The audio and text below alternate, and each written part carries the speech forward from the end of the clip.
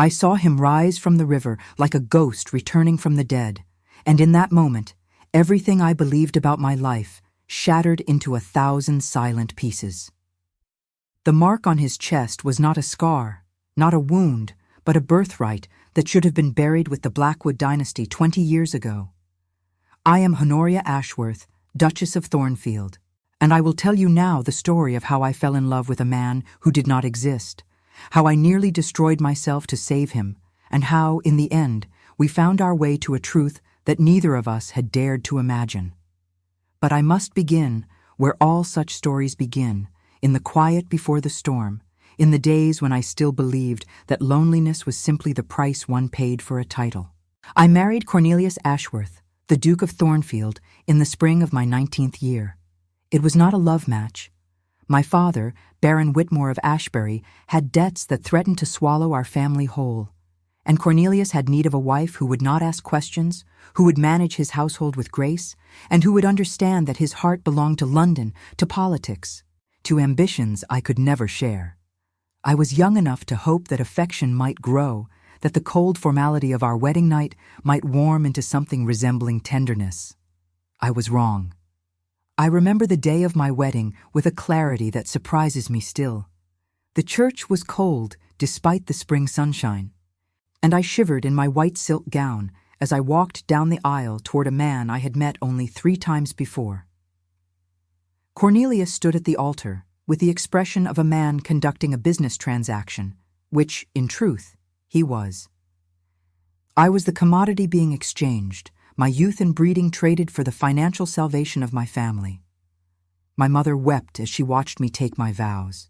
I thought then that she wept from joy, but now I know better. She wept because she knew what awaited me, the long years of lonely duty, the slow erosion of hope, the quiet death of every romantic dream I had ever harbored. She had lived the same life, married to a man who valued her only for what she could provide, and she recognized the same fate descending upon her daughter. The wedding breakfast was a lavish affair, attended by half the nobility of England. I smiled and accepted congratulations and pretended that I was not terrified. Cornelius sat beside me, occasionally patting my hand in a gesture that was meant to be reassuring, but felt merely perfunctory. He spoke little to me and much to his political associates, and by the time we departed for Thornfield, I had begun to understand the shape of my new life. The first year of my marriage taught me the geography of silence. Thornfield Manor was a vast estate in the countryside of Derbyshire, a sprawling monument to generations of Ashworth wealth. Its halls were lined with portraits of ancestors who seemed to watch my every movement with disapproval. Its gardens stretched for miles, a labyrinth of hedges and fountains and carefully pruned roses that bloomed in defiant beauty each summer. And its master, my husband, visited perhaps 4 times a year, staying just long enough to remind me of my duties before returning to his life in the city. The house itself was a magnificent prison, 4 stories of gray stone, with towers at each corner and windows that looked out upon grounds so vast I could walk for hours without reaching their boundary. The interior was decorated in the heavy style of the previous century, all dark woods and velvet drapes and furniture that had witnessed generations of Ashworth brides come and go. I wondered sometimes what had become of those women, whether they had found happiness within these walls or whether they had slowly withered like cut flowers, their beauty fading in the perpetual twilight of unused rooms. My apartments were in the east wing, far from the chambers where Cornelius slept when he deigned to visit. The distance was symbolic, I understood, a physical manifestation of the emotional gulf that stretched between us. On the rare occasions when he came to my bed, he did so with the air of a man performing an unpleasant but necessary duty, and afterward he returned to his own rooms without a word. I lay alone in the darkness, staring at the canopy above my head, and tried to remember why I had ever believed that this could become something more. The servants treated me with respect, but not warmth.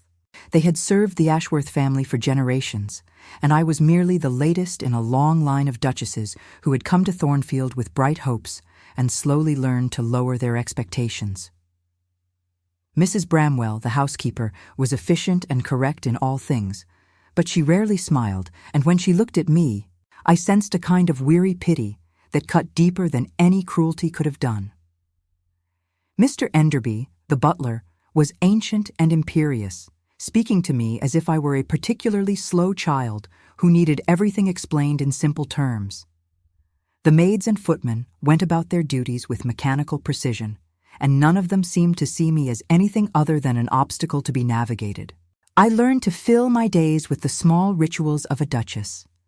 I wrote letters to my mother and my younger sister, Philippa, though I was careful never to reveal the depth of my unhappiness. I supervised the household staff with what I hoped was competence. I walked the gardens in the early morning, when the dew still clung to the petals, and the world felt, for a few precious hours, like it belonged to me alone. I read voraciously, working my way through the extensive library that no one else seemed to use, losing myself in novels and poetry and histories of distant lands. And I waited, always waiting, for something to change, for some crack to appear in the monotony of my existence through which light might enter. It was on one of those walks, in the autumn of my 3rd year at Thornfield, that I first noticed him. He was kneeling in the rose garden, his hands buried in the dark earth, his back bent to a task I could not quite discern. I had seen gardeners before, of course. Thornfield employed a small army of them, men who trimmed hedges and planted bulbs and kept the grounds in a state of perpetual perfection. But this man was different. There was something in the way he moved, a deliberateness, a quiet intensity, that made me pause at the edge of the gravel path. He worked with the focus of someone who found meaning in the task, not merely performing a job, but engaging in something that mattered to him. His hands moved with practiced efficiency, but there was also a tenderness in the way he handled the roses, a care that seemed at odds with the calloused fingers and rough-hewn appearance of a common laborer. I found myself transfixed, watching him as one might watch a painter at work, sensing that I was witnessing something more than mere gardening. He looked up as if sensing my presence, and for a moment our eyes met. He had dark hair, long enough to curl at the collar of his worn linen shirt, and eyes the color of storm clouds. His face was angular, weathered by sun and wind, but beneath the roughness there was a refinement I could not explain. A straight nose, high cheekbones, a jaw that spoke of stubbornness and strength. He was perhaps 30 years of age, though something in his gaze made him seem older, as if he carried the weight of more years than his body had lived. There was sorrow in those eyes, I realized, a deep and abiding sorrow that he had learned to conceal but could not quite extinguish. He inclined his head in a gesture that was almost, but not quite, a bow. "Your Grace," he said, and his voice was low, cultured, entirely wrong for a man who spent his days with soil beneath his fingernails. The words were correct, the deference appropriate, but there was something in his tone, a hint of irony perhaps, or simply the echo of a different life, that made me catch my breath. I did not know what to say. I nodded in return and continued on my walk, but I found myself glancing back, watching as he returned to his work with the same quiet focus. There was a grace in his movements that belied his station, a fluid economy of motion that suggested training far more refined than any gardener would possess. I thought of the fencing masters who had instructed my cousins, of the dancing teachers who had drilled deportment into young gentlemen of quality, and I wondered what strange fate had brought such a man to dig in the dirt at Thornfield. That night, I asked Mrs. Bramwell, the housekeeper, about the new gardener. "That would be Gideon, Your Grace," she said, her tone carefully neutral. "He came to us about 2 years past, just before your arrival. A quiet sort, keeps to himself. Lives in the old groundskeeper's cottage by the East Woods." "Has he references?" I asked, and I did not know why the question felt so urgent. "None that he offered, and none that Mr. Ashworth required. He works hard and asks for little." We have had no cause to question him. I should have let the matter rest. I should have returned to my embroidery, my letters, my carefully constructed routine of dignified solitude. But something had shifted in me that morning, some small crack in the wall I had built around my heart, and I found that I could not stop thinking about the gardener with the storm cloud eyes. Over the months that followed, I watched him.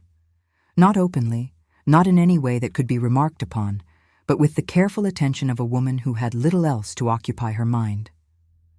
I noticed that he worked longer hours than any of the other gardeners, often remaining in the grounds until the light had faded entirely.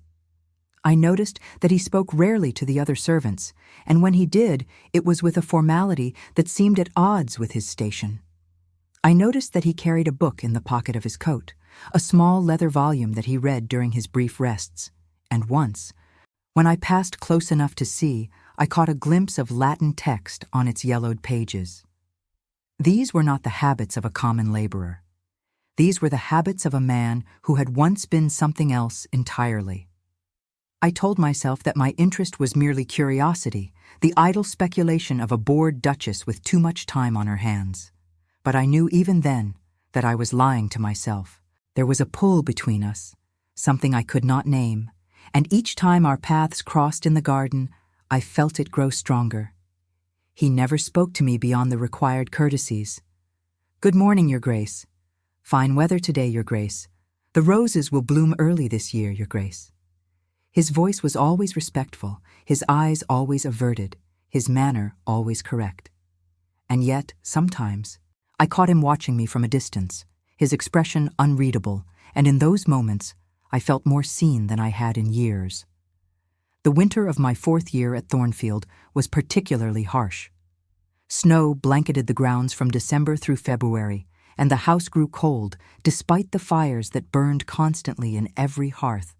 The wind howled through the corridors at night, rattling the windows and moaning in the chimneys, and I lay in my bed with blankets piled high, listening to the sounds of a house that felt more like a mausoleum than a home. Cornelius did not come for Christmas. He sent a letter explaining that parliamentary business detained him, along with a pair of pearl earrings that I knew his secretary had chosen. The letter was brief and impersonal. A few lines dashed off between more pressing matters, and I read it once, and then burned it in the fire. The earrings were beautiful, perfectly matched pearls set in gold, but when I wore them to the servants' dinner on Christmas Eve, I felt their weight like a rebuke. They were a husband's obligation, not a husband's love, and they reminded me of everything my marriage lacked. The servants' dinner was a tradition at Thornfield, a night when the rigid hierarchies that governed our household were briefly relaxed. I sat at the head of the table and distributed the traditional gifts of coins and new gloves, smiling as each servant came forward to receive their portion. Mrs. Bramwell thanked me with her usual reserve. Mr. Enderby bowed with creaking formality. The maids curtsied, and the footmen nodded, and I played the part of the gracious Duchess with practiced ease. But I could not help noticing that one face was absent from the gathering. Gideon, the gardener, had not joined the household celebration. I asked Mrs. Bramwell about it afterward, as casually as I could manage. "He prefers his solitude, Your Grace," she said. "He has always taken his meals in the cottage. We bring him provisions, but he keeps to himself." I nodded and said nothing more, but that night, as the snow fell silently outside my window, I found myself thinking of a man alone in a stone cottage at the edge of the woods, with no one to share his Christmas, no one to break the silence of the longest night of the year. It was during that winter that I began to walk past the groundskeeper's cottage on my morning rounds.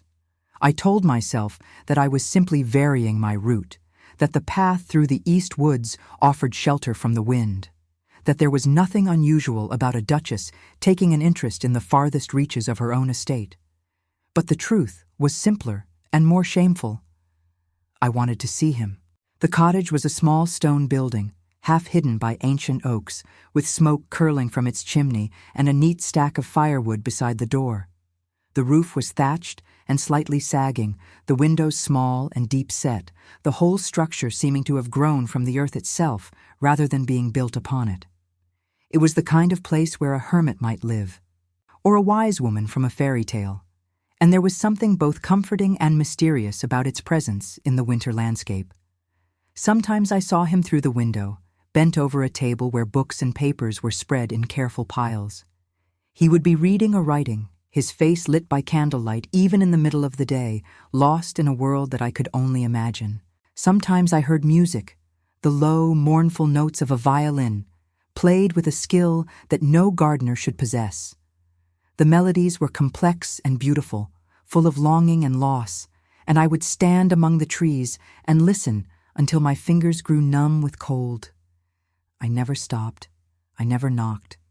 I simply walked past, my heart racing beneath the layers of wool and fur that protected me from the cold, and wondered what secrets lived inside those walls. I wondered what he thought about, what he dreamed of, what had brought him to this remote corner of the world to live among roses and silence. And I wondered, with a longing that frightened me, what it would feel like to sit beside him in that cottage, to share his fire and his music and his secrets. Spring came late that year, but when it arrived with a vengeance. The gardens erupted into bloom, and I found myself spending more and more time among the flowers, always with a book in hand, always with an excuse prepared should anyone ask why the Duchess of Thornfield seemed so fascinated by horticulture. In truth, I was fascinated by only one thing, and he was currently pruning the wisteria that climbed the south wall of the conservatory. It was on a morning in late April that everything changed. I had risen early, unable to sleep, and decided to walk beyond the formal gardens into the wilder grounds that bordered the river. The water was high from the spring rains, rushing over rocks with a sound that drowned out everything else. I followed the bank for perhaps half a mile, my skirts growing damp from the wet grass, my mind wandering through the familiar corridors of my discontent. And then I saw him. He was standing in the shallows of the river, his back to me, water streaming down the bare skin of his shoulders and spine. He had been bathing, I realized, in the cold, rushing current, and he had not heard my approach over the roar of the water. The morning light caught the droplets on his skin, turning them to diamonds, and for a moment I could only stare at the beauty of him, at the lean strength of his body, at the way he stood, with his face tilted toward the sun, as if drawing warmth from its rays. I should have turned away. I should have retreated silently, preserved his dignity and my own. A proper lady would have fled, would have pretended she had never seen this intimate moment, would have locked the image away in the deepest recesses of her mind and never spoken of it to anyone. But I could not move. My feet seemed rooted to the earth, my breath caught in my throat, and I could only watch as he stood there in the rushing water, unaware of my presence. He turned, reaching for the shirt he had left on a nearby rock, and I saw his chest. The mark was unmistakable. A crest, raised and reddened against his skin, the size of a man's palm, directly over his heart. It was not a scar, not a brand inflicted as punishment, but a birthmark, nature's own stamp of identity upon his flesh. I had seen that crest before, in history books, in paintings, in the grand hall of my father's house, where a tapestry commemorated the great families of England. It was the Blackwood crest, the crowned lion rampant upon a field of stars, the symbol of the royal line that had been extinguished in blood and fire during the Succession War of 1762. I gasped, and the sound carried across the water. He spun toward me, his eyes wide with a fear I had never seen in him before. His whole body tensed, coiled like a spring about to release, and for a moment I thought he might run. I thought he might plunge into the river and swim for the far bank, disappearing into the wilderness beyond, never to be seen again. But instead, he stood frozen, his shirt clutched in his hands, his face a mask of terror and resignation. For a long moment, neither of us moved. The river rushed between us, cold and indifferent, and I saw in his face the terrible truth of what I had discovered. This was not merely a gardener with an unusual birthmark.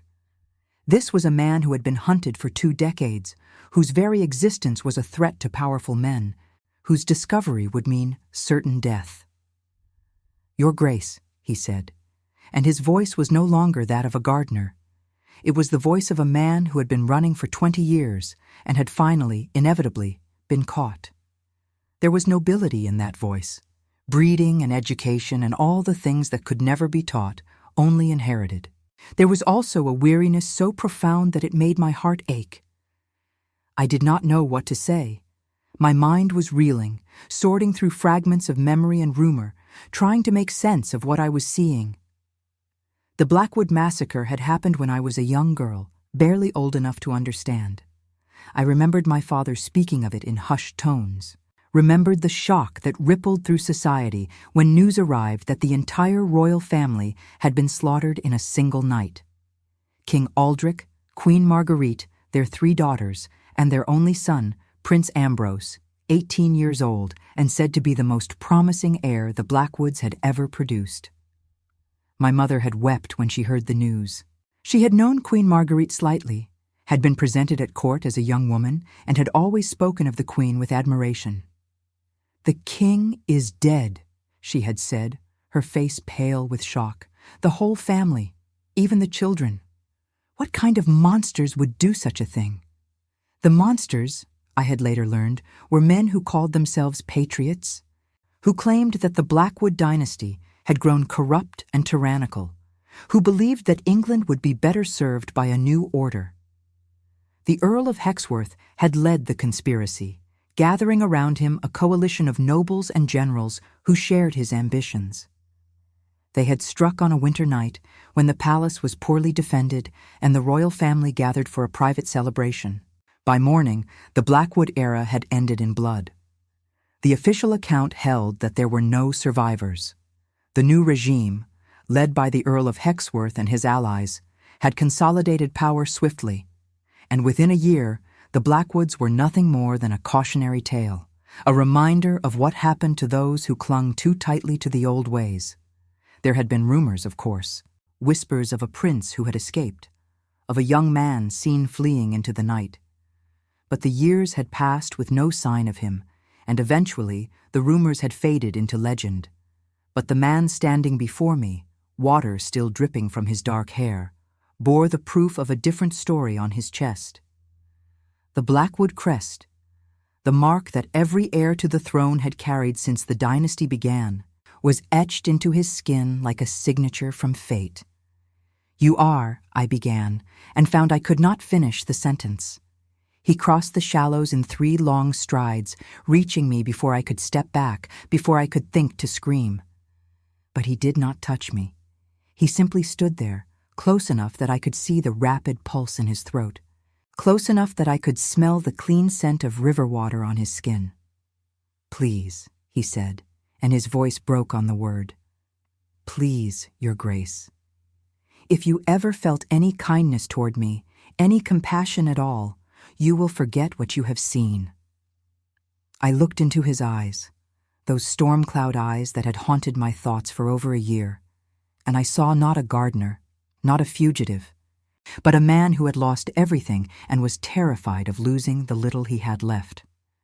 "I will not betray you," I said, and I meant it with every fiber of my being. He searched my face, looking for the lie, and when he did not find it, something in him seemed to collapse.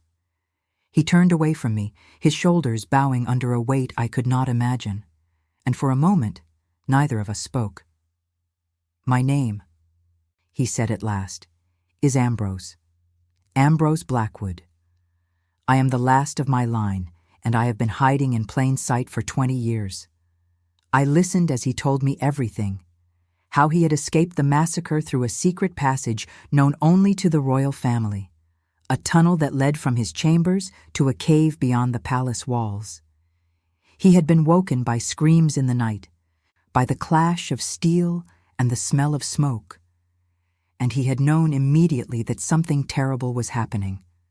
His father had shown him the passage years before, had made him memorize its twists and turns, had told him that if the worst should ever come, he must run and never look back.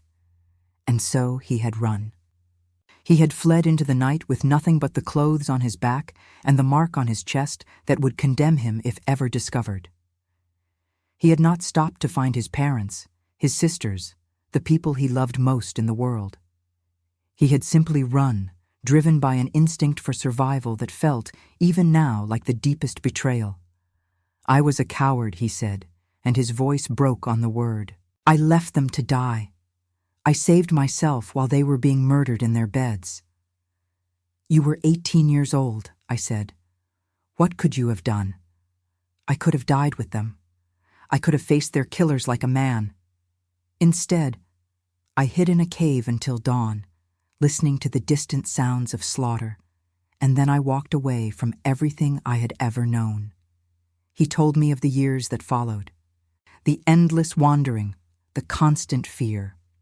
He had traveled through England, then to France, then to the Low Countries, always moving, always looking over his shoulder.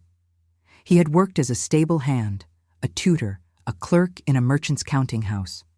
He had learned to speak French without an accent, to dress like a commoner, to make himself invisible in a crowd. And all the while, he had known that there were men searching for him, men who would stop at nothing to ensure that the last Blackwood heir never lived to claim his birthright. There is a price on my head, he said. £10,000 for the man who delivers me, dead or alive, to the Earl of Hexworth. I have seen the notices, nailed to tavern doors and church gates across the continent. My face has aged beyond recognition, but the mark on my chest never changes. It is my death warrant, written on my own skin. Why did you come back to England? I asked. Surely you were safer abroad. He smiled, a bitter smile that held no joy. I was tired, he said. Tired of running, tired of hiding, tired of being alone. I thought that if I found a remote enough place, a household that asked no questions, I might be able to rest, to live out whatever years remained to me in peace. How he had come to Thornfield 2 years ago, drawn by the remoteness of the estate and the reputation of its master for caring little about the affairs of his household. He had presented himself as a common laborer, a man without history or connections, willing to work hard for little pay.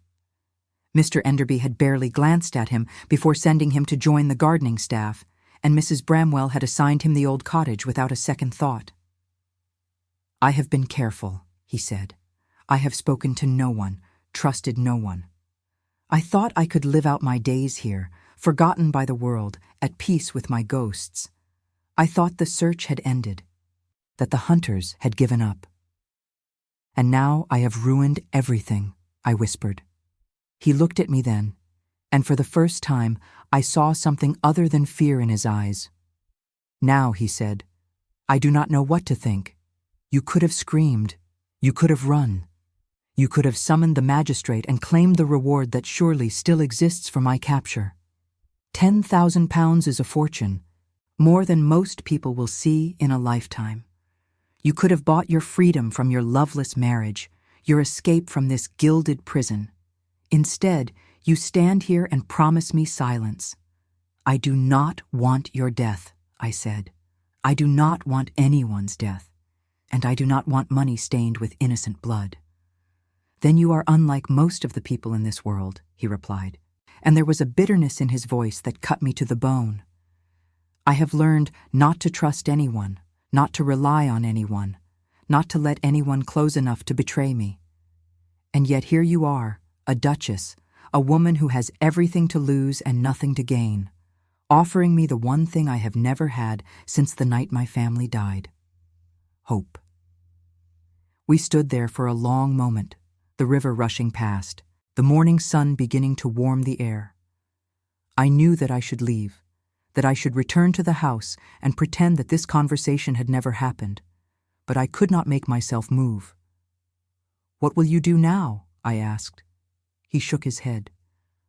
What I have always done. Wait. Watch. Pray that today is not the day they find me, and if they do find you, then I will die, he said simply, as I should have died 20 years ago. No, I said, and the force of my own voice surprised me. No, I will not allow it. He looked at me with something like wonder. You cannot protect me, Your Grace. You do not understand what you would be risking. "I understand," I said. "I understand that you are a man who has committed no crime, who has lost everything, who deserves a chance to live. And I understand that I have spent 5 years in this house feeling as if I were already dead. Perhaps it is time I remembered what it means to be alive." Those words, spoken impulsively on the banks of a rushing river, would change the course of both our lives. But in that moment, I did not think of consequences. I thought only of the way he looked at me, as if I were the first person in 20 years who had seen him as something other than a target. We returned to the house separately, he to his cottage, I to my chambers, and for the rest of the day I went about my duties as if nothing had happened. But that night, lying alone in my vast and empty bed, I could not stop thinking about him, about Ambrose, about the mark on his chest, the sorrow in his eyes, the impossible burden he had carried alone for so long. I did not know it then, but I had already begun to fall in love with him. The weeks that followed were a study in restraint. I saw Ambrose in the gardens as I always had, and he nodded to me with the same quiet courtesy, and to anyone watching, nothing had changed. But everything had changed. When our eyes met, there was a current of understanding between us, a shared secret that bound us together in ways I could not have anticipated. The world had not shifted on its axis, the sun still rose and set in its accustomed pattern, but for me, everything was different. I moved through my days with a new awareness, a heightened sensitivity to every sight and sound, as if I had been sleepwalking for years and was only now awakening. I found myself seeking excuses to walk past his cottage, to linger near the rose garden where he worked, to exist in his orbit without ever crossing the line that propriety demanded. My morning walks grew longer, my routes more circuitous, my observations of the grounds more detailed than any actual interest in horticulture could justify. The servants must have noticed the change in me, but if they did, they said nothing. Perhaps they attributed it to restlessness, to the boredom of a duchess left too long without society. Perhaps they simply did not care enough to wonder. He began leaving books for me on a stone bench near the fountain, volumes of poetry and philosophy wrapped in plain brown paper. The first time I found one, I thought it must have been left by accident, some servant's forgotten belonging. But when I unwrapped it and saw the title, The Meditations of Marcus Aurelius, I knew. Only one person at Thornfield would read such a book. Only one person would think to share it with me. I read them in my sitting room by candlelight, tracing the passages he had marked, feeling as if I were conducting a conversation with a man I could never speak to openly. He had underlined sentences about duty and endurance, about finding peace in the midst of chaos, about the importance of accepting what cannot be changed while working to change what can. They were the thoughts of a man who had learned wisdom through suffering, and they spoke to something deep within me. In return, I left him books from the Manor's library, first editions and rare texts that I knew would delight a scholar's heart. I wrapped them carefully in the same plain brown paper, and I placed them on the same stone bench, and the next morning they were always gone. We never discussed these exchanges. They simply happened, a silent language that belonged only to us. I left him poetry, the verses of Donne and Herbert and Marvell that had brought me comfort in my loneliest hours. I left him novels, the Gothic romances I had devoured as a girl, and the newer works that were just beginning to circulate among the fashionable set. I left him histories and biographies, treatises on art and music and architecture, and with each book I included a small slip of paper on which I had written a few words, never more than a sentence, never anything that could be called a letter. "This passage reminded me of you," I wrote once. Or, "I should like to know your thoughts on this." Or simply, "Thank you." He responded in kind, his handwriting elegant and precise, so different from the labored scrawl one might expect from a gardener. He wrote of ideas that had struck him, of questions that had arisen in his reading, of memories that certain passages had stirred. Never anything personal, never anything that could be considered improper. But through those brief notes, I began to know him in a way that our carefully choreographed encounters in the garden could never have allowed.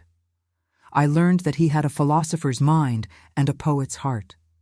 I learned that he loved music above all the arts, and that the violin I had heard from his cottage had belonged to his mother. I learned that he dreamed sometimes of the life he might have lived, the throne he might have occupied, the country he might have ruled, and that he woke from those dreams with tears on his face. I learned that he was lonely, desperately and profoundly lonely, and that my small notes had become the brightest part of his days. Cornelius returned to Thornfield in late May, bringing with him a party of political associates who wished to enjoy the countryside air. I played the hostess with practiced ease, arranging dinners and entertainments, smiling at men whose names I forgot as soon as they left the room. My husband treated me with the same distant courtesy he always did, and I was grateful for it. I did not want his attention. I wanted only to be left alone. But one evening, as I was crossing the lawn after a particularly tedious garden party, Cornelius fell into step beside me while his associates walked ahead. "You seem different," he remarked, his tone more curious than concerned. "I do not know what you mean," I replied, keeping my voice steady. He studied me for a moment. "You have color in your cheeks. You seem almost content. If I did not know better, I would say that country life agrees with you." "Perhaps it does," I said, and I smiled in a way I hoped was bland and unremarkable. He seemed satisfied with this answer, and we walked on in silence. But his observation stayed with me, a warning that I could not afford to ignore. If Cornelius could see the change in me, others might see it too. I would have to be more careful. The summer passed in a haze of secret glances and stolen moments. Once, when I was walking in the orchard, Ambrose appeared beside me, as if from nowhere, and we walked together for nearly an hour, speaking of books and music and the shape of the clouds. The orchard was at the far edge of the estate, hidden from the house by a rise in the land, and we could speak freely there without fear of being overheard. He told me about his childhood, about the palace where he had grown up, about his mother's voice and his father's laughter and the sisters he had adored. His voice grew soft when he spoke of them, tinged with a grief that 20 years had not diminished. His mother had been French, he said, a princess from a minor branch of the Bourbon family, and she had brought with her to England a love of art and music and literature that had shaped his entire upbringing. She had taught him to play the violin, sitting beside him for hours as he practiced scales and arpeggios, her patience inexhaustible, her praise the sweetest sound he had ever known. His father had been different, he said, more reserved, more conscious of the demands of kingship. But in private, away from the courtiers and the ministers and the endless parade of supplicants, King Aldrich had been a tender and devoted father. He had taught Ambrose to ride and to hunt, to fence and to shoot, to think strategically and to lead with compassion. He had prepared his son for a throne that would never be claimed, and he had done so with a mixture of duty and love that Ambrose still struggled to reconcile. And his sisters, 3 bright girls with quick minds and kind hearts, who had been his closest companions until the night everything ended. Beatrix, the eldest, who had loved books and despised dancing and had dreamed of traveling to distant lands. Cordelia, the middle sister, who had been the beauty of the family, with hair like spun gold and a laugh that could light up any room. And little Seraphine, the youngest, who had been only 12 when she died, still more child than woman, still believing that the world was a safe and wonderful place. "I killed them," Ambrose said, and his voice was hollow. "I could have warned them. I could have found a way. Instead, I saved myself." "You could not have known," I said. "You did what your father told you to do." My father told me to survive. He did not tell me to spend the rest of my life wishing I had died with them. I wanted to reach out to him, to take his hand, to offer some comfort that words could not provide. But we were in the open, visible to anyone who might be walking nearby, and I could not take that risk. I could only stand beside him as he wept, silent tears that carved tracks down his weathered face, and wish that I had the power to heal wounds that had been festering for 2 decades. I told him about my own childhood, about my father's debts and my mother's despair and the marriage that had been my only escape. I told him about the years at Thornfield, the loneliness and the silence and the slow erosion of hope. I told him things I had never told anyone, secrets I had kept locked inside me for so long that I had almost forgotten they existed. And he listened with the same attention and compassion that I tried to offer him, and I felt seen in a way I had never felt before. We did not touch. We did not speak of what was growing between us. But when he looked at me, I felt more alive than I had ever felt in my husband's arms. There was a connection between us that transcended the physical, a meeting of minds and hearts that I had never known was possible. It was as if I had been living in a world of shadows, and Ambrose had suddenly opened a door to let in the light. By autumn, I knew that I loved him. The knowledge came not as a thunderclap, but as a quiet certainty, settling into my bones like warmth after a long, cold winter. I loved his mind, his gentleness, the way he spoke of the past with sorrow but without bitterness. I loved the way he listened to me, as if my thoughts mattered, as if I were something more than a decorative addition to a nobleman's estate. I loved the way he seemed to see me, not as a duchess, not as a prize, but as a woman with dreams and fears and desires, a woman who had spent too long being invisible. I do not know when he began to love me in return. Perhaps it was the same day I saw him in the river. Perhaps it was later, during our long walks and whispered conversations. Perhaps it had happened so gradually that neither of us could pinpoint the moment when it began. But by the time the leaves began to fall, painting the grounds of Thornfield in shades of gold and crimson, I could see it in his eyes every time he looked at me, a longing that matched my own. We never spoke of it. To speak of it would be to acknowledge what could never be. I was a married woman, bound by law and duty to a man I did not love. He was a fugitive, hunted by enemies who would stop at nothing to see him dead. Any future between us was impossible as the sun rising in the west or the river flowing backward to its source. And yet, I could not stop dreaming of it. I dreamed of a different world, a world where I had never married Cornelius, where Ambrose had never had to flee for his life, where we could meet openly and love freely without fear of consequences. I dreamed of standing beside him at the altar, of waking in his arms each morning, of growing old together in a cottage by the sea. I dreamed impossible dreams, and I clung to them because they were all I had. The first hint of danger came in late October. A stranger arrived at Thornfield, a man who introduced himself as Mr.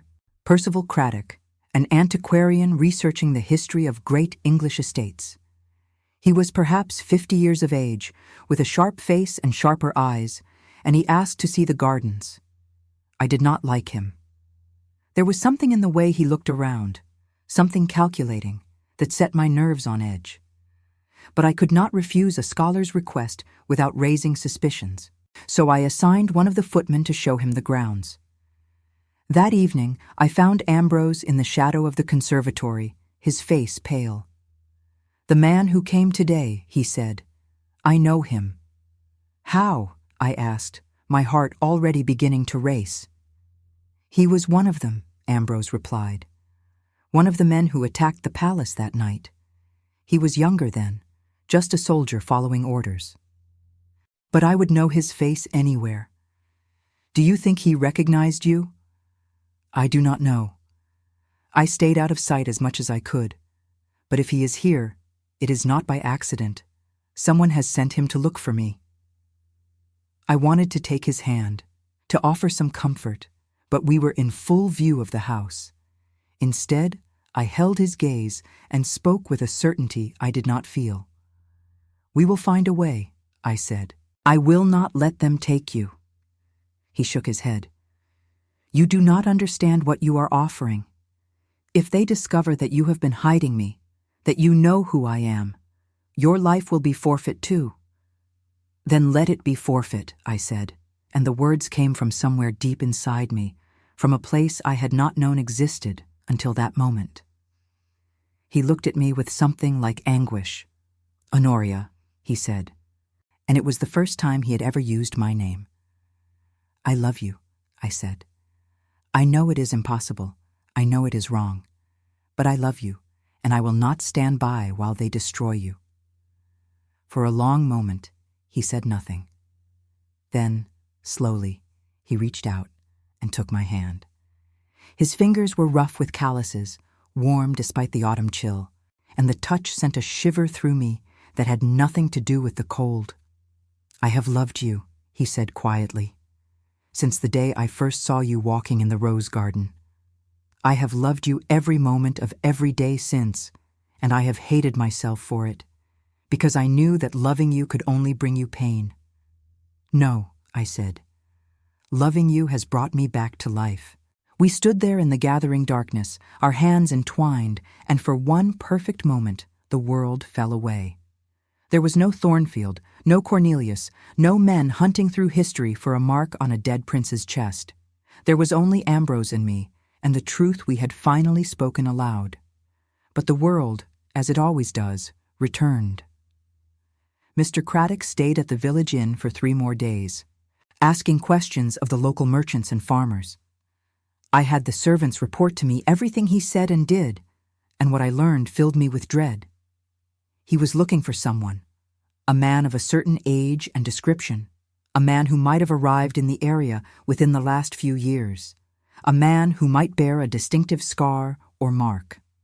On the 3rd night, I made a decision. I could not wait for Craddock to find what he was looking for. I had to act. I went to Ambrose's cottage after dark, cloaked and hooded like a character from one of the novels I had devoured as a girl. He opened the door with surprise on his face, then concern, then something warmer as he drew me inside. "You should not be here," he said. "I know, but I have a plan." I told him what I had learned, and then I told him what I proposed. There was an estate in Scotland, a remote property that had belonged to my mother's family, long abandoned and nearly forgotten. I still had the legal right to it, and I had the means to arrange passage there.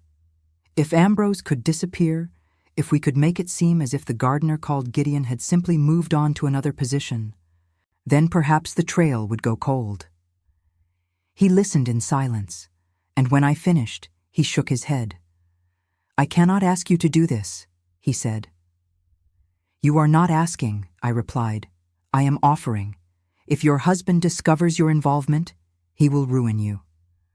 "My husband does not care enough to ruin me," I said, and the bitterness in my voice surprised us both. "He cares only for his reputation, and as long as I do nothing that threatens it publicly, he will look the other way. He always has." Ambrose stood and walked to the window, looking out at the darkness beyond.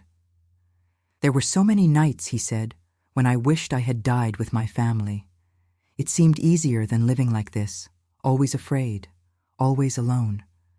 "You are not alone anymore," I said. He turned to look at me, and in his eyes I saw the struggle between hope and despair. I also saw love, burning steady and true. "If I go to Scotland," he said slowly, "will you come with me?"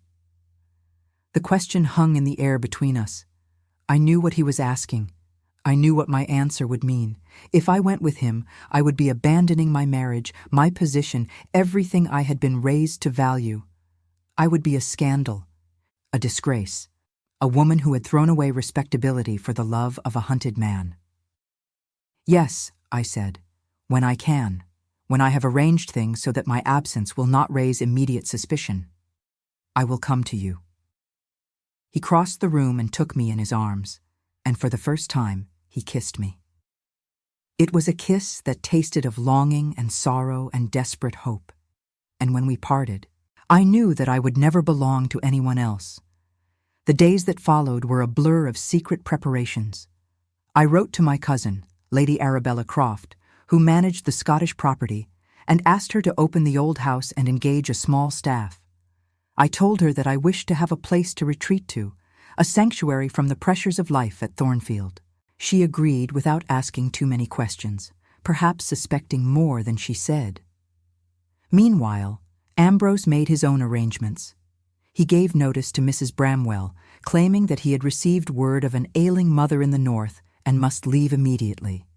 The housekeeper accepted this with the same careful neutrality she applied to all matters concerning the servants, and within a week, the gardener known as Gideon had packed his meager belongings and departed. Mr. Craddock left the village 2 days later, apparently satisfied that his quarry was not to be found in Derbyshire. I watched his carriage disappear down the road and felt a relief so profound that my knees nearly buckled beneath me. But my relief was premature. Cornelius returned to Thornfield a fortnight later, and this time he was not alone. I was in the drawing room when the carriage arrived, and I rose to greet my husband with the practiced smile I had perfected over years of pretense. But when I saw the man who descended from the carriage behind him, my smile faltered. He was tall and thin, with a face like a blade and eyes that seemed to look through rather than at me. His name, Cornelius informed me, was Lord Bartholomew Hexworth, and he was the most powerful man in England. Hexworth. The name sent a chill down my spine. The current Earl of Hexworth was the grandson of the man who had led the conspiracy against the Blackwoods.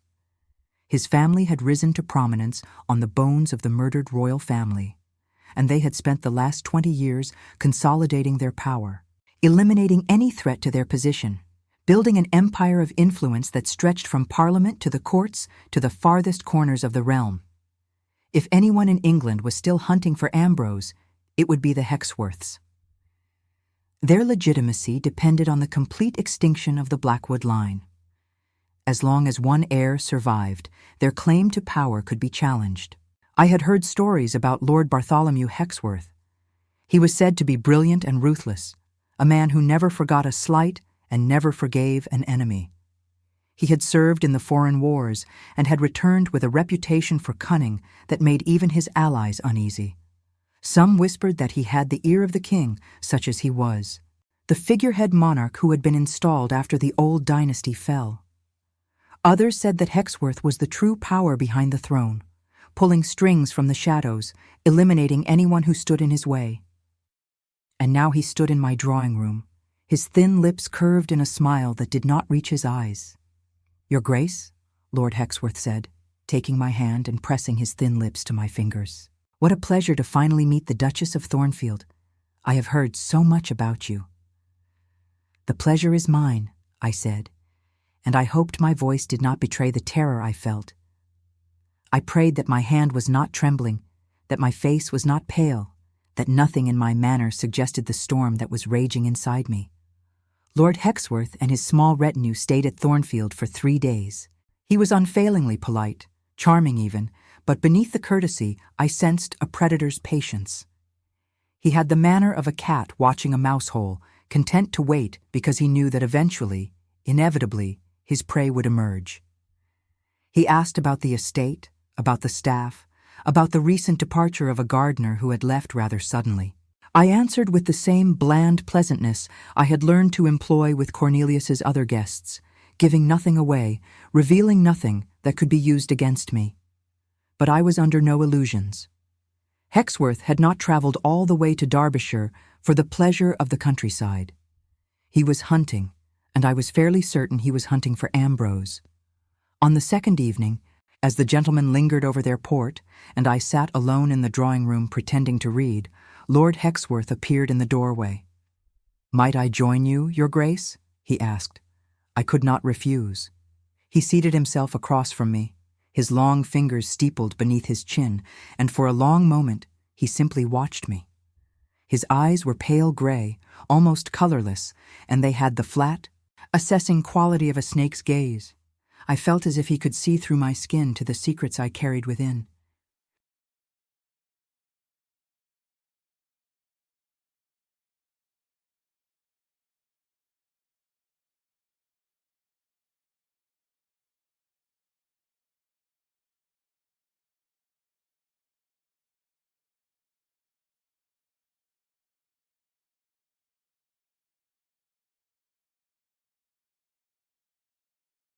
"I have been meaning to ask," he said at last, his voice soft and conversational.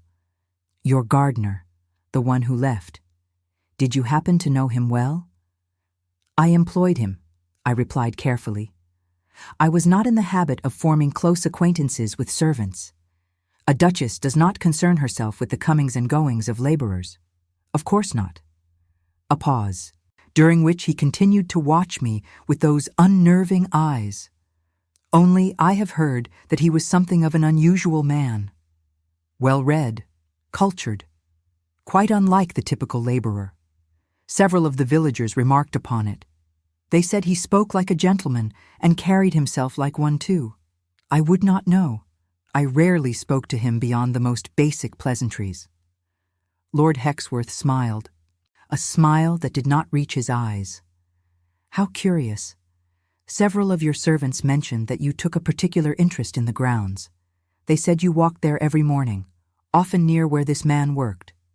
They said you sometimes stopped to observe his labors, even to exchange a few words." I felt the blood drain from my face, but I forced myself to meet his gaze without flinching. "I enjoy walking," I said. "It is good for the constitution.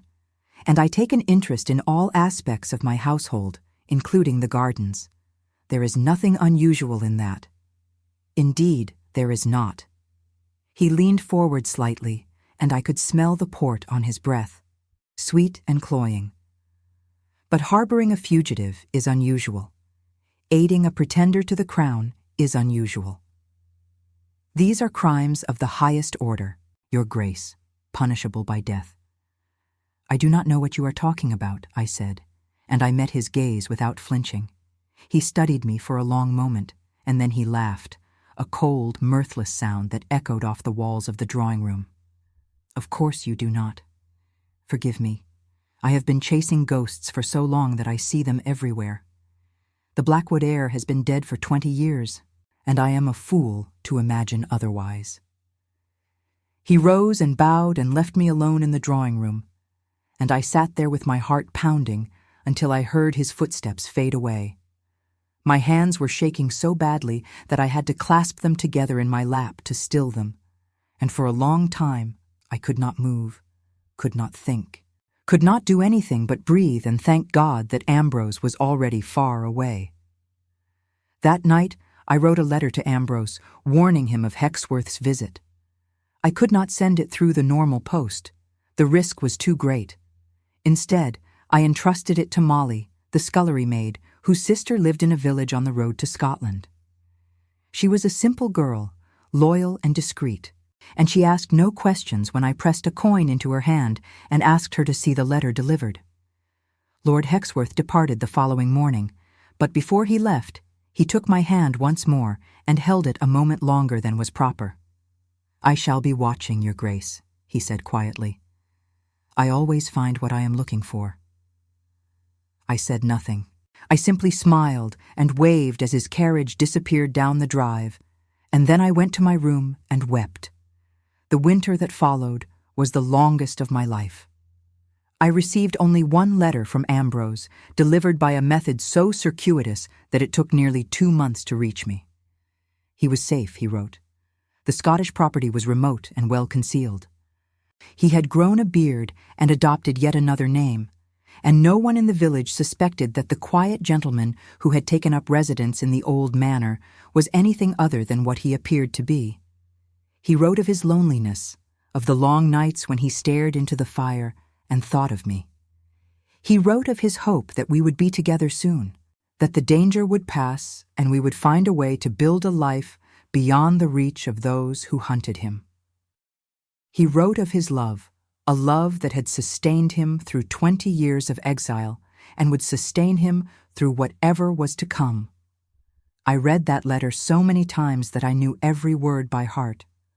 I carried it with me always, hidden in a secret pocket of my petticoat, close to my skin. It was my talisman, my proof that what we shared was real.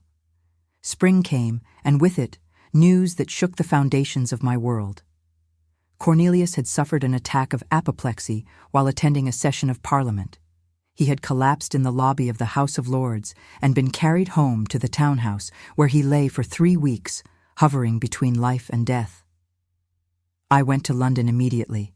It was expected of me, and despite everything, I did not wish my husband ill. I sat by his bedside as the doctors bled him and purged him and did all the terrible things that doctors did in those days.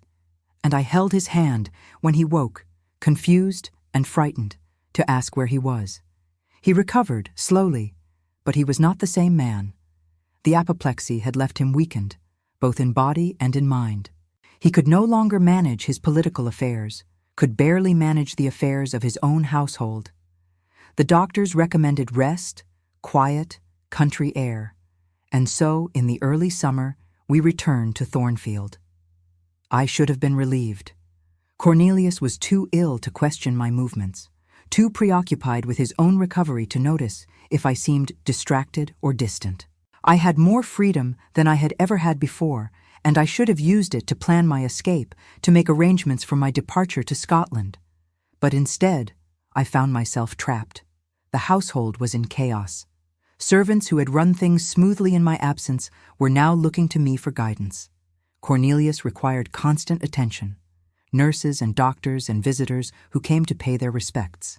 I was besieged by responsibilities, and every day that passed was another day that I could not go to Ambrose. And then, one morning in July, Lord Hexworth returned. He came with a magistrate and a company of soldiers, and when I saw them riding up the drive, I knew that everything was lost. They searched the house from top to bottom, looking for evidence of my complicity. They questioned the servants, threatened them, offered bribes. They found nothing because there was nothing to find. I had been too careful. But Hexworth was not satisfied. He came to me in the drawing room, where I sat with my hands folded in my lap, and he told me what he intended to do. "We have tracked your fugitive to Scotland," he said. "My men are on their way there now. By the time the sun sets tomorrow, Ambrose Blackwood will be in custody." "You have no proof," I said. "We have the mark on his chest," he replied. "That is all the proof we need." I thought of Ambrose, alone in the old manor house, unaware of the danger riding toward him. I thought of the life we had planned, the future that was slipping away even as I sat there, and I made a decision. "What would you take," I asked, "in exchange for his life?" Hexworth's eyebrows rose, and for the first time since I had met him, I saw genuine surprise on his face. "What are you offering, Your Grace?" "Everything," I said. "The estate, the fortune, my silence, my cooperation. Whatever you want. I will give you anything, sign anything, do anything if you will spare his life." He considered this for a long moment, his pale eyes studying me with an intensity that made me want to look away.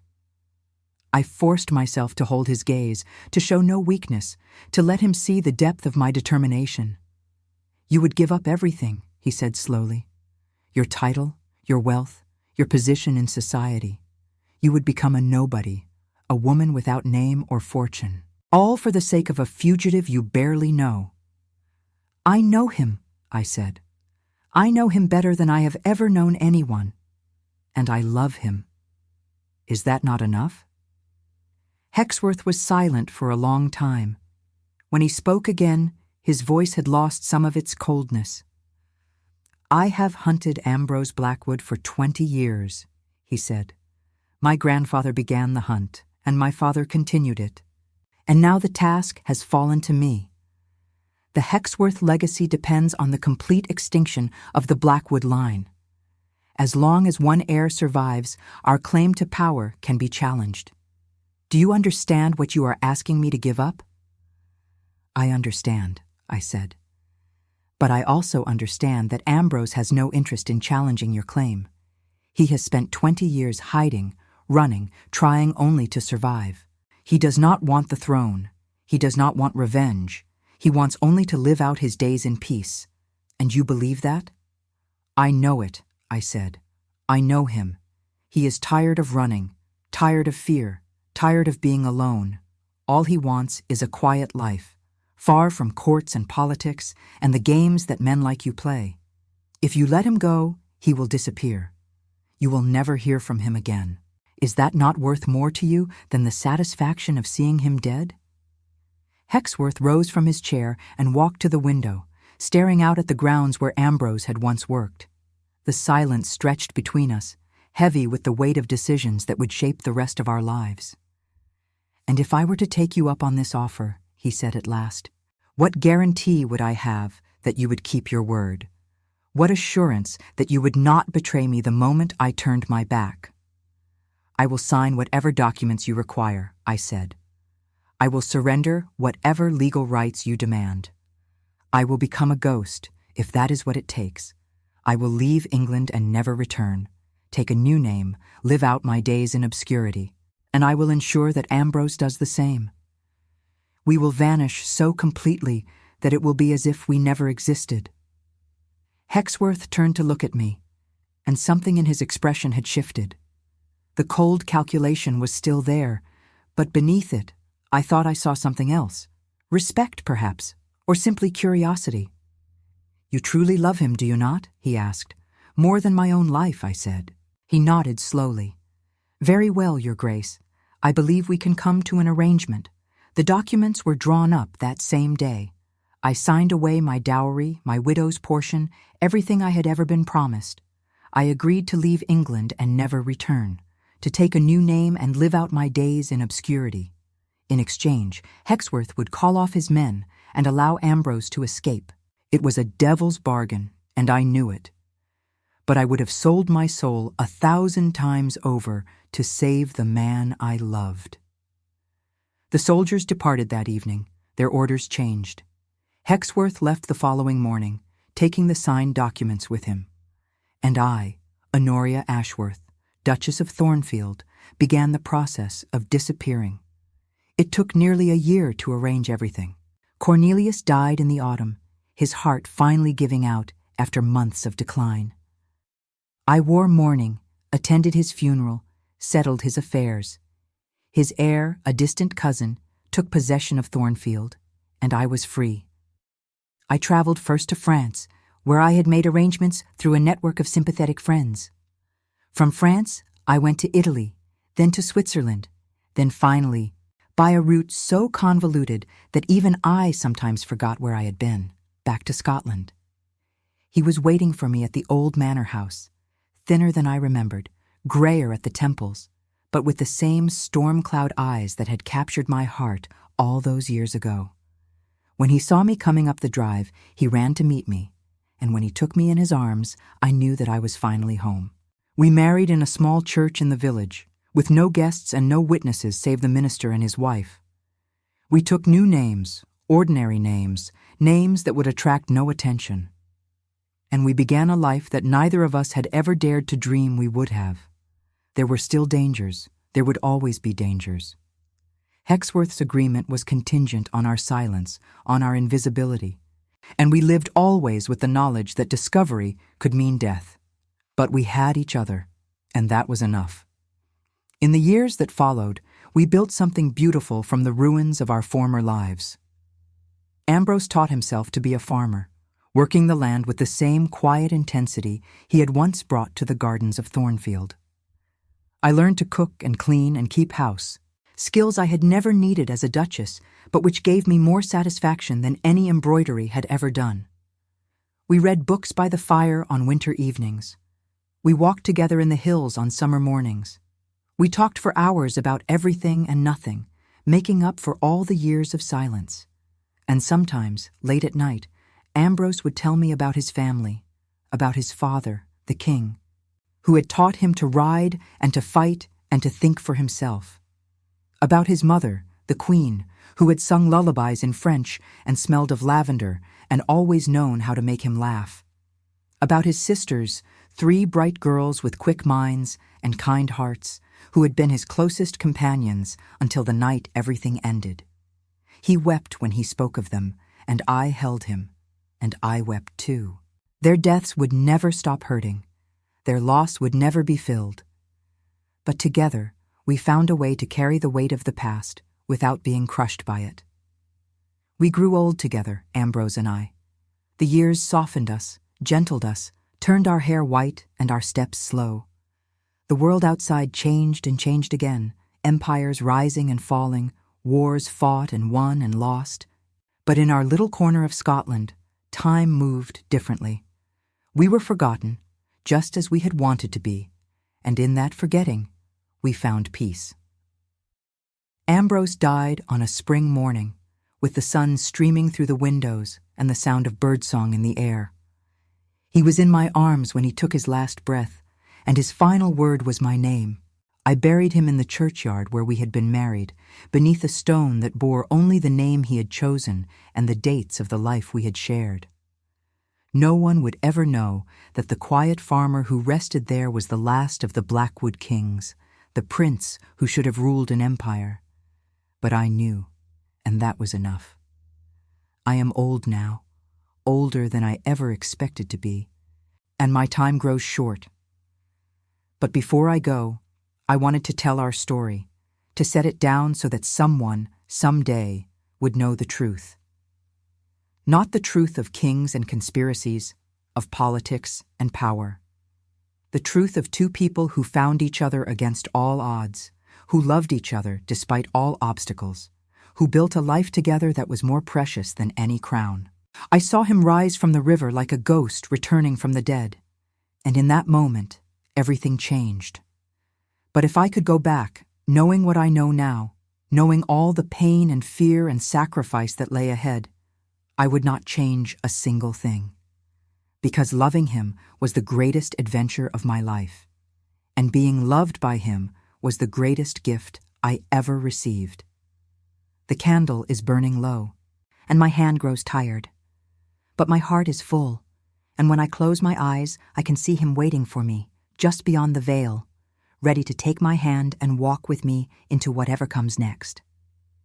I am Honoria, and I was loved. That is enough. That is everything.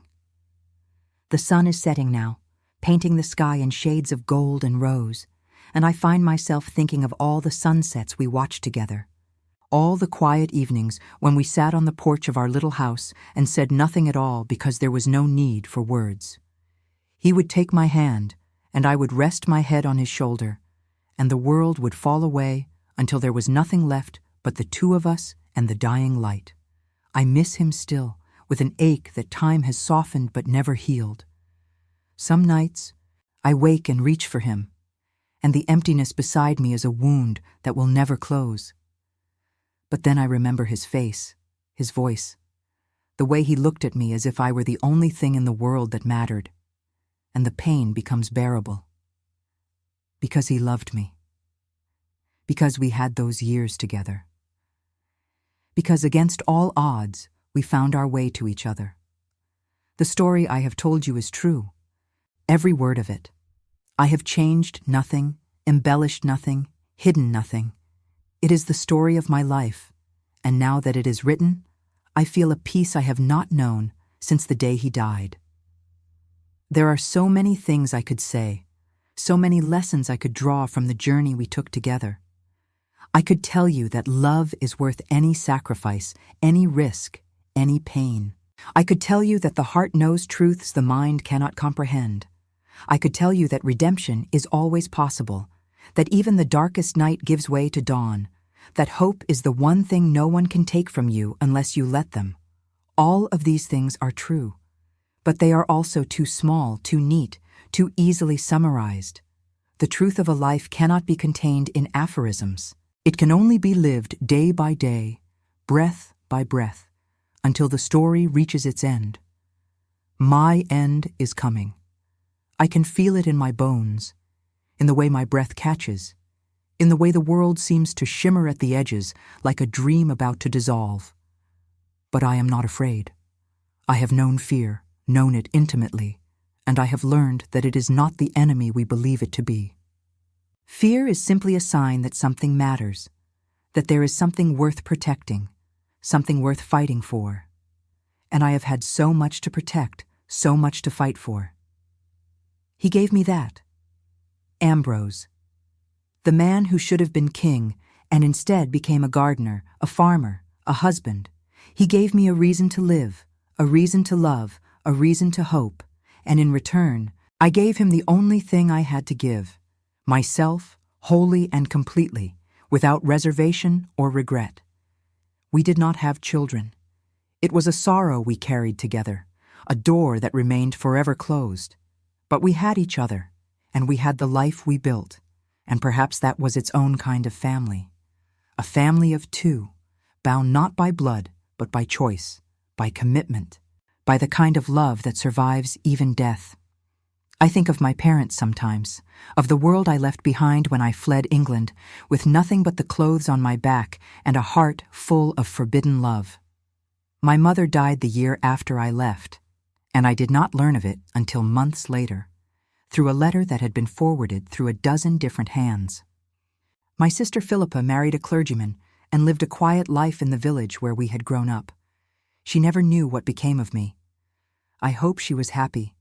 I hope she found the peace that I found, though by a different road. And Thornfield? I have heard nothing of it in decades. Perhaps it still stands. That great sprawling house with its endless gardens and its portraits of disapproving ancestors. Perhaps it has crumbled into ruin, claimed by time and weather, and the relentless march of years. It does not matter. It was never really my home.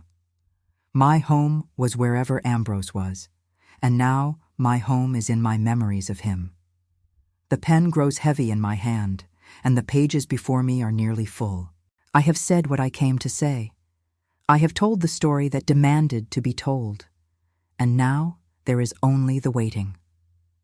The village priest came to see me yesterday. He is a kind man, young and earnest, with no idea of who I really am or what I have lived through. He spoke of heaven and salvation, of the peace that awaits the faithful, and I listened and nodded and said the things that were expected of me. But in my heart, I was thinking of Ambrose, of the moment when I will see him again, of the words I will say and the embrace that will never end. I do not know if there is a heaven. I do not know if the soul survives the death of the body, or if we simply return to the darkness from which we came. But I know this. If there is any justice in the universe, any love at the heart of creation, then Ambrose is waiting for me somewhere beyond the veil. And when I cross over, he will be there, and we will walk together into whatever comes next.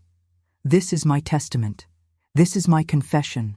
This is the story of Honoria Ashworth, once a duchess, once a fugitive, once a wife, always a woman in love.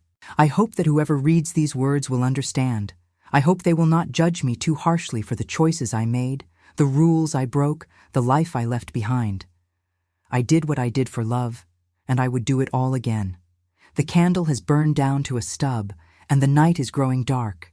Soon the servant will come to help me to my bed, and I will close my eyes and dream of him, as I have dreamed every night for years. And perhaps, one of these nights, I will not wake up, and the dream will become real, and I will be with him again. Until then, I wait. Until then, I remember. Until then, I love. Goodbye, reader. Whoever you are, wherever you are, I hope you find your Ambrose. I hope you find your love. I hope you live a story worth telling. I did, and I am grateful. The mark on his chest was not a curse. It was a gift. It was the sign that led me to him, the proof that he was real, the beginning of everything that mattered. I saw him rise from the river like a ghost returning from the dead. And I loved him. God help me, I loved him with everything I had. And that love saved us both. The end of one story is always the beginning of another. I know that now. I know that the tale I have told will live on after I am gone, passed from hand to hand, heart to heart, a small flame in the darkness that might, if it is lucky, light the way for someone else. But my part is done. My story is complete. And so, with a heart full of love and a soul at peace, I set down my pen and prepare to meet whatever awaits me. Ambrose, my darling, I am coming home. The winter rains have stopped at last, and through my window I can see the first pale light of dawn creeping over the hills. It reminds me of that morning by the river, when I stumbled upon the secret that would change my life forever. The water was cold that day, rushing over the rocks with a sound like whispered secrets, and the man who rose from its depths was like nothing I had ever seen. I was afraid at first, afraid of what I had discovered, afraid of what it might mean, afraid of the feelings that stirred in my heart when I looked at him. Fear is a strange companion. It can paralyze you, trap you in a cage of your own making, or it can set you free, pushing you toward choices you never knew you had the courage to make. My fear pushed me toward courage. My fear led me to love. I have thought often over the years about what might have happened if I had never taken that walk by the river. If I had stayed on the familiar paths, the safe paths, the paths that propriety and duty demanded. I would have lived out my days at Thornfield, a dutiful duchess, a lonely woman, a ghost haunting my own life. I would never have known what it felt like to be truly seen, truly loved, truly alive. And Ambrose? He would have remained in hiding, a man without a name, a prince without a kingdom, slowly fading into the shadows until there was nothing left of him but a memory and a mark on his chest. He would have died alone, unknown, unmourned. But I did take that walk, and I did see him, and everything changed. There is a lesson in this, I think, a lesson about fate and choice, about the paths we take and the paths we leave untaken. We cannot control what happens to us, but we can control how we respond. We can choose to hide from the unexpected, or we can choose to embrace it. We can choose to let fear rule us, or we can choose to let love guide us. I chose love, and it made all the difference. The servants think I am writing letters. They bring me tea and biscuits and ask if I need anything, and I smile and shake my head, and they leave me alone with my papers. They are good people, kind people, but they do not know me. They see an old woman living out her final days in quiet obscurity, and they treat me with the gentle respect one shows to the elderly. They do not know that I was once a duchess. They do not know that I once gave up everything for a fugitive prince. They do not know that the quiet life I have lived in this remote corner of Scotland was built on secrets and sacrifices they cannot imagine. And perhaps that is as it should be. Perhaps the greatest stories are the ones that are never told, the ones that live only in the hearts of those who live them. Perhaps my story will die with me, these pages moldering in a chest until someone finds them decades hence and wonders who Honoria was and why she wrote so many words about a gardener and a river. Or perhaps not. Perhaps you, whoever you are, have found these pages and read them and understood. Perhaps my words have reached across the years and touched something in you, stirred something, awakened something. Perhaps my story has become part of yours. I like to think so. I like to think that love, real love, has a way of echoing through time, passing from generation to generation like a flame that cannot be extinguished. I like to think that Ambrose and I, in our small and secret way, have added to that flame, have made the world a little brighter, a little warmer, a little more alive. But these are the thoughts of an old woman, sentimental and soft. The young Honoria, the duchess who walked the gardens of Thornfield with her heart locked away, would have scoffed at such notions. She believed in duty, in propriety, in the cold calculus of social position and material advantage. She did not believe in love. I am glad she was wrong. The bells of the village church are ringing. It is Sunday, I realize, and soon the streets will fill with people making their way to worship. I will not join them. My legs are too weak for the walk, and besides, I have never been much for formal religion. My faith, such as it is, was forged in the years I spent with Ambrose, in the quiet miracles of every ordinary day we shared. I believe in the love that brought us together. I believe in the courage that kept us together. I believe in the grace that allowed us to find each other in a world determined to keep us apart.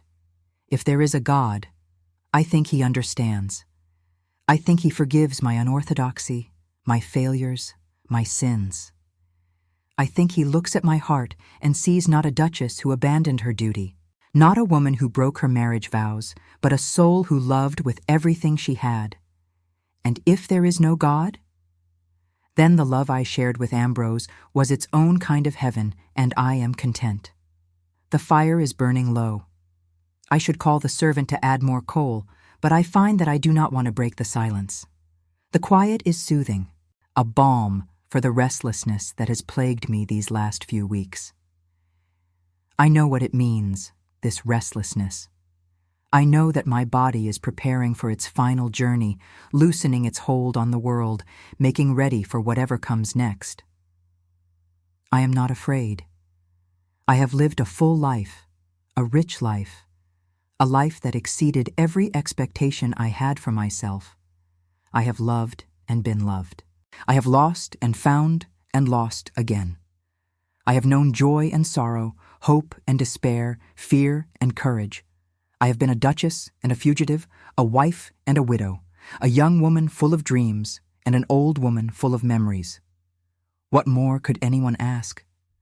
The light is fading now. The first stars are appearing in the sky, faint pinpricks of light against the deepening blue. I used to watch the stars with Ambrose, lying on our backs in the meadow behind the house, trying to name the constellations. He knew them all, of course.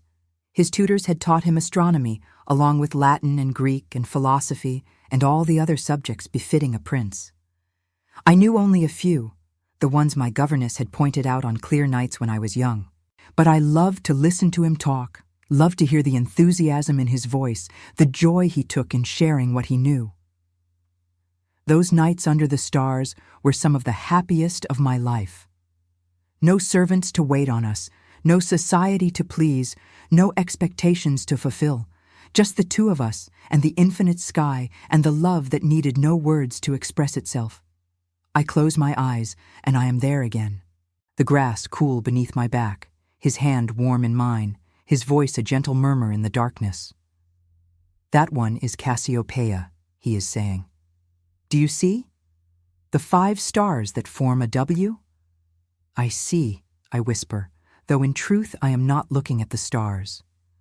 I am looking at him, at the profile I have come to know better than my own, at the face I love more than life itself. And there, he continues, pointing, Orion, the hunter. My father used to tell me stories about him. Tell me, I say. And he does. He tells me tales of gods and heroes, of monsters slain and maidens rescued, of a time when the world was young and everything was possible. His voice rises and falls in the darkness, weaving magic from words, and I listen with my whole heart. These are the memories I will carry with me into the dark. These are the treasures no one can take from me. These are the proof that I lived,